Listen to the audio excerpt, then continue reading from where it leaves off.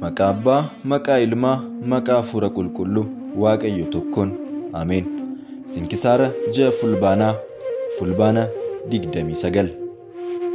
Guyyaan kun yaaddannoo guyyaa dhaloota Gooftaa keenyaa Iyesuus Kiristoos qulqulleettii giiftii keenya dubroo qulqulleettii Maariyaam irraa dhalateeti. Dhufamnii fi arjummaan isaa nu wajjin haa ta'u bara baraan. Ameen. Guyyumti kun guyyaa yaaddannoo Yohannis Abbaa Wangeelaa isa dubbii waaqummaa dubbatuuti. Sugni isaa isheen kadhannaa isaatiin argamtu nu wajjin haa taatu bara baraan. Ameen.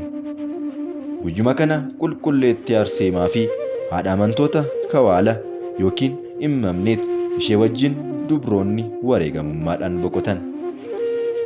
Kunis akkas ture. Diyooqilixiyaanos inni amantii hin qabne sun bara mootummaa isaatti durba bareedduu fuudhuuf fedhee biyya hundumaa irra deemanii barbaadanii akka isaaf fidaniif hojjettoota isaa ajaje. Fakkaattii kan hin qabne qulqulleettii Arseemaas Kawaala dubroota biyya Room keessatti arganii fakkii ishee kaasanii mooticha Diyooqilixiyaanosif ergan. Mootichis fakkii ishee yommuu argutti baay'ee gammadee cidhaaf akka dhufaniif gara moototaatti waamicha erge. Durboonni kunis yommuu kana dhaga'anitti akka isaan gargaaruuf dubrummaa isaaniis akka isaanii eeguuf gara Waaqayyootti bu'anii kadhatan. Kana booda ka'anii dhokatanii baqatan. Kutaa bulchiinsa mooticha Dirxaades kan taate biyya Armaniyaas ga'anii bakka tokko ta'an. Kan isaanii wajjin godaananis dhiironni 75 fi dubartoonni 39dha. Nyaatas waan hin arganneef rakkina guddoo keessa turan. Isaan keessaa ibsaa kan hojjettu dubartii tokkotu turte. Hojii harka isheetiin waan argamtus xiqquma ishee sooratu. Mootichi Diyooqilixiyaanos kabajamtuu Arseemaa yommuu barbaadutti argachuu hin dandeenye. Haa ta'u malee akka isheen biyya Armaniyaa jirtu dhaga'e. Dabalataanis mootii Armaniyaa Dirxaadesitti akka Arseemaan mooticha Diyooqilixiyaanos jalaa baqattee dhufte itti himan.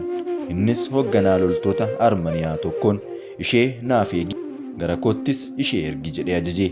Dubartoonnis yommuu kana dhaga'anitti gara biraatti miliqan. Mooticha birattis isaan himatan. Mootichis qulqulleettii Arseemaa ulfinaan qabanii gara isaatti akka ishee fidan ajaje.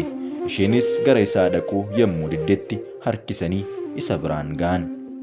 Miidhagina qulqulleettii Arseemaa yommuu argettis dubrummaa ishee balleessuuf fedhee haati ishee Agaataan sossobdee tole akka ishee jechisiistuuf ajaje. Agaataanis gara ishee deemtee ni dhiphiste. Akkasis jetteen, Elaa barii mootiin farri kun akkas xureessee misirroo kee isa samii ilma Waaqayyoo jiraataa Kiristoosiin akka hin dhiifne jetteen. Mootichis fudhatee gara godoo isaatti galuuf dirree keessa ka'ee qulqulleettii Arseemaa qabate. Yeroo sanattis qulqulleettii Arseemaa irraa humni Waaqayyoo bulee lafatti isa kuffiste.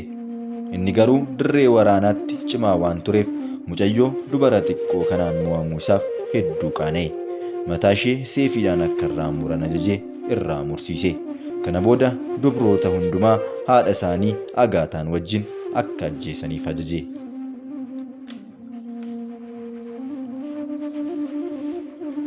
Dubroon dhukkubsatte tokkos isaa wajjin turte.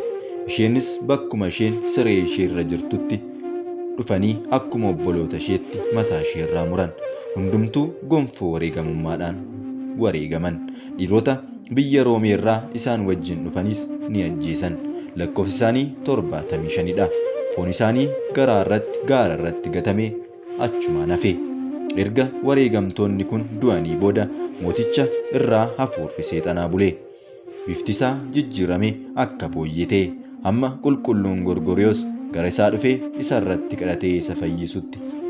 Waa'ee kanaafis ulfinni isaaf haa ta'uutii Gooftaan keenya Iyesuus Kiristoositti amane. Foon qulqulloota wareegamtootaas bakka inni itti gatamee walitti qabanii bakka gaarii kaa'an. Manni kiristaanaa bareedduunis isaaniif ijaarramte.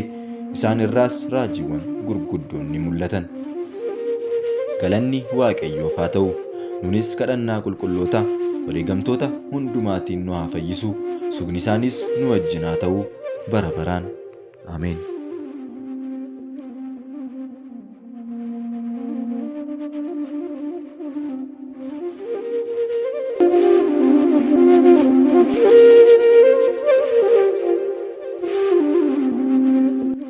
Abbaa keenya samiirra kan jiraattu maqaan kee haa galatamu, mootummaan kee haa dhufu, jaalalli kee samiirra akkuma ta'e akkasumas lafarratti haa ta'u.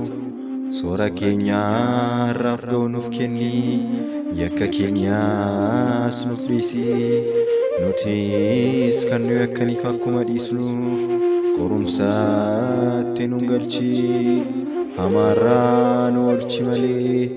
Mootummaan kan keetiyoo, humnis galannis bara baraan. Ameen.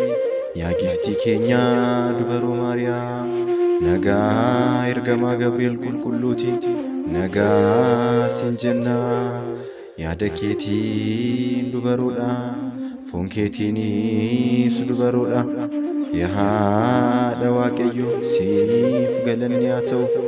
Ati dubartoota keessaa kan eebbifamtedha, firiin gadameessa keetiis kan eebbifamedha. Kennaan kan guutamte gammadi, Waaqayyoon si wajjin jira. Jaallatamaa ilma kee Gooftaa keenya Iyesuus Kiristoos irraa araaraa fi dhiifama nuuf kadhadhu. Cubbuu keenyas akka nu dhiisuuf hanga bara baraatti. Ameen. Galanni haa ta'u Abbaaf, Ilmaaf, Hafuura Qulqulluuf bara baraan. Ameen.